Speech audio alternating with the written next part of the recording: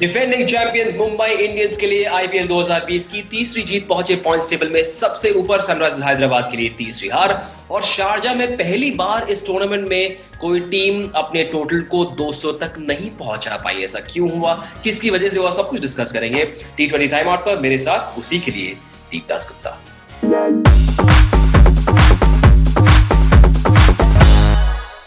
इस रिव्यू का point number 1 और मुंबई के लिए सबसे अच्छी, मीठी और सुखद खबर, क्विंटन डिकॉक लौटे फॉर्म में। 39 गेंदों में 67 रन, 4 चौके 4 छक्के। बहुत खराब फॉर्म चल रहा था और जब ऐसा समय चल रहा हो दीप, तो स्ट्रोक ऑफ लक की जरूरत पड़ती। आज ऐसा हुआ, 16 रन पर उनका कैच छूटा। 16 रन पे कैच जरूर छूटा, लेकिन मैं ये जरूर कहना चाहूंगा और मेरा ये मानना है कि प्लेयर कभी कभार आउट ऑफ फॉर्म नहीं होता, आउट ऑफ रन होता है। कि कई बार होता है कि आप अच्छे खेल रहे होते हैं लेकिन रन नहीं बन रहे होते, और शायद क्विंटन डिकॉक के साथ वही चल रहा था। इसके पहले जो मैचेस थे, मुझे कभी देख के ऐसा नहीं लगा कि वो आउट ऑफ फॉर्म है। जैसे कुछ खिलाड़ी देख के लगते हैं कि टाइम नहीं हो रहा या मिस टाइम हो रहा है, लेकिन वैसे वो दिखे नहीं पिछले मैचेस में। लेकिन अच्छी बात यह है कि इस मैच में थोड़ा सा, जैसे आपने कहा, भाग्य का साथ भी मिला, और साथ में ये रन बहुत जरूरी है क्विंटन डिकॉक के लिए भी और मुंबई इंडियंस के लिए, क्योंकि हम सबको पता है क्विंटन डिकॉक जब फॉर्म में होते हैं तो सामने वाला कितना भी बड़ा बॉलर हो सकता है, लेकिन फिर वो बाहर ही दिखता है गांव के। पॉइंट नंबर 2 इस रिव्यू का एक बहुत बड़ा टिक मार्क कृणाल पंड्या के लिए। उनका ऑलराउंड जलवा हमने आज देखा। 4 गेंदों के लिए आए बल्लेबाजी करने और 4 गेंदों में शायद उन्होंने इस मैच का रंग काफी हद तक बदल दिया। थैंक यू सिद्धार्थ कौल, ये नोट वो भेजेंगे सिद्धार्थ कौल को कि जो 4 गेंदें मिली दीप, जो तोहफे दिए गए, सहर्ष उन्होंने उन तोहफों का स्वागत किया। देखिए, सिद्धार्थ कौल की बात कहूँ तो आज एक बैड डे एट ऑफिस जिसे आप कह सकते हैं, और पहला ही मैच खेल रहे हैं तो चलिए। लेकिन दूसरी तरफ कृणाल की अगर हम बात करें, देखिए, he is a quality allrounder. मुझे हर वक्त लगता था पिछले काफ़ी सालों से कि उनके पास जो क्वालिटी है बतौर ऑलराउंडर वो बहुत खास है। बैटिंग भी आपको याद होगा, जब भी मौका मिला 4 या 5 में बैटिंग करने का, तब अलग तरीके से बैटिंग किया है। मुंबई इंडियंस जब मुसीबत में होती थी तब अलग तरीके से बैटिंग किया है। तो उनमें वो काबिलियत है कि अलग अलग सिचुएशन में अपने आप को ढाल लेने की। गेंदबाजी भी देखिए, शायद उनके पास वो ड्रिफ्ट या टर्न नहीं है जैसे दूसरे left arm spinner, Orthodox left arm spinners के पास होते हैं, लेकिन उनके पास जो है वो बहुत ही चालाक किस्म के गेंदबाज है, जिसे हम स्ट्रीट स्मार्ट कहते हैं।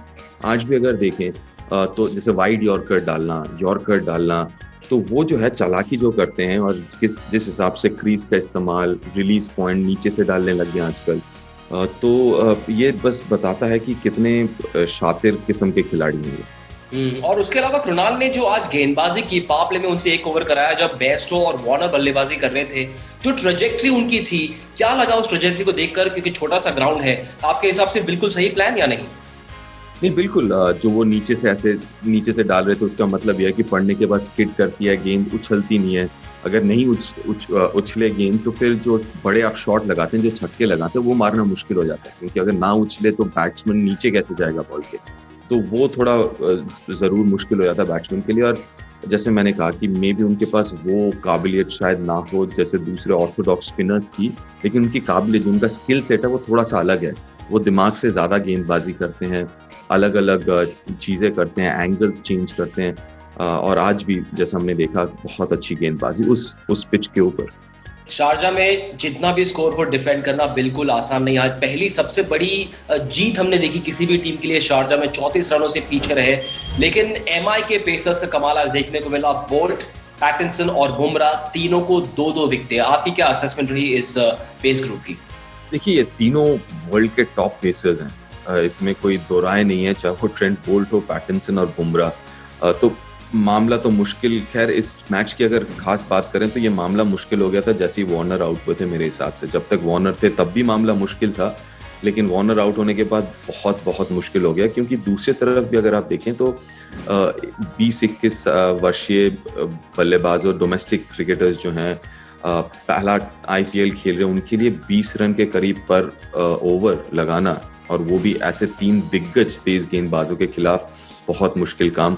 और देखिए, टीम के पास एक्सपीरियंस है, उनके पास वो काबिलियत, एबिलिटी है, और साथ में मैं ये भी कहूँगा कि रोहित ने बहुत अच्छी तरीके से जो है इस्तेमाल भी किया उनका। राइट, इस रिव्यू का अगला पॉइंट और हैदराबाद के लिए एक लौता पॉजिटिव, डेविड वार्नर के रन, 60 रन उन्होंने बनाए, 56 पर 1 का स्कोर था पावर प्ले में हैदराबाद के लिए। ऐसा लगा कि ऑन कोर्स है, 10 रन पर ओवर आराम से आ रहे हैं, लेकिन ऐसा लगा कि थोड़े से अकेले पड़ गए। दूसरे छोर पर लोग आ रहे थे, कुछ रन बनाकर जा रहे थे, और एक लौती बड़ी पार्टनरशिप वो महज 60 रनों की थी। अब 200 से ज्यादा चेस कर रहे हो तो ऐसे तो बात बनेगी नहीं। जी हाँ, अगर 200 10 रन प्रति ओवर अगर पहले बॉल से आप चेज कर रहे हो तो एक से तो नहीं हो पाएगा। मतलब 2 बल्लेबाज कम से कम चाहिए होंगे चेज के लिए। और जब तक मनीष पांडे खेल रहे थे तब तक देख के लग रहा था नहीं चलिए ये गेम जो है इंटरेस्टिंग होगा, रोमांचक होगा, अंत तक जाएगा। लेकिन वो मनीष के आउट होने के बाद और मुझे लगा वो जो शॉट था वो थोड़ा काफी साधारण शॉट था। ना वो पूरा खेले छक्का मारने के लिए, ना वो नीचे खेले, कहीं बीच में रह गए थे। लेकिन वार्नर, जैसे आपने कहा कि थोड़ा सा और साथ जरूर चाहिए था, केन विलियमसन भी आके चले गए। और खासकर आज की हम बात करें तो वार्नर का भी आज वैसा दिन नहीं था। जैसे फ्री फ्लोइंग वार्नर जो दिखते हैं हमें, वैसे फ्री फ्लोइंग वार्नर भी नहीं दिखे। वो भी जूझ रहे थे टाइमिंग के साथ। उसके बावजूद जो खासियत है उनकी कि इन सब चीज़ों को नज़रअंदाज करते हुए भी इतने अच्छे स्ट्राइक रेट से बैटिंग कर रहे थे।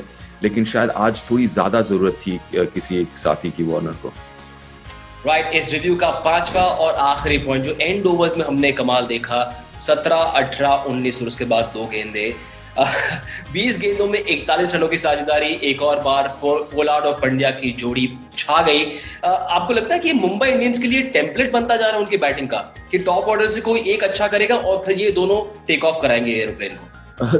देखिए, ये जो middle order, low middle order है ना मुंबई इंडियंस का, ये मतलब दहशत फैला देने वाली मिडिल ऑर्डर है। हार्दिक पांड्या, पोलार्ड, कृणाल पांड्या।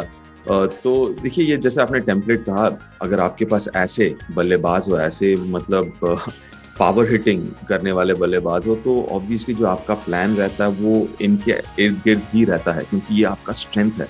खासकर ऐसे पिचेस के ऊपर जहाँ पे 200 रन बन रहे हैं, तो खासकर ऐसे पिचेस के ऊपर आपका जो मेन स्ट्रेंथ बैटिंग का होगा वो पावर हिटिंग का है। तो ज़रूर जो आपकी रणनीति होगी वो इनके इर्द गिर्द ही होगी। और दोबारा आज बताया कि जो उनका पावर हिटिंग की एबिलिटी है उस टीम में, कितना बड़ा फर्क पड़ सकता है। कृणाल भी आके आखिरी 4 गेंदों में 20 रन बना गए। राइट, सो बहुत ही जो है ये dangerous middle order, lower middle order है, खासकर ऐसे सरफेसेस पे जहाँ पे 170, 180, 200 रन बन रहे। उन आखिरी ओवर्स में पंड्या ब्रदर्स और पोलार्ड की वो आतिशबाजियां ना होती तो मुंबई इंडियंस 200 के पार ना पहुंचते। शायद इस मैच का परिणाम कुछ और होता, लेकिन हकीकत तो ये है कि वो पहुंचे 200 के पार। हैदराबाद उस टोटल का पीछा नहीं कर पाए। मुंबई इंडियंस बतौर डिफेंडिंग चैंपियंस खेल रहे अपने ग्रुप में आ चुके हैं, 3री जीत। लेकिन ऐसा है कि हम हमारे इस रिव्यू के अंत तक आ चुके हैं। फिलहाल इस रिव्यू में इतना ही। Thanks so much Deepdas Gupta. मिलेंगे T20 टाइम आउट पर रिव्यूज और रिव्यूज के साथ, सिर्फ ESPN क्रिकेट पर।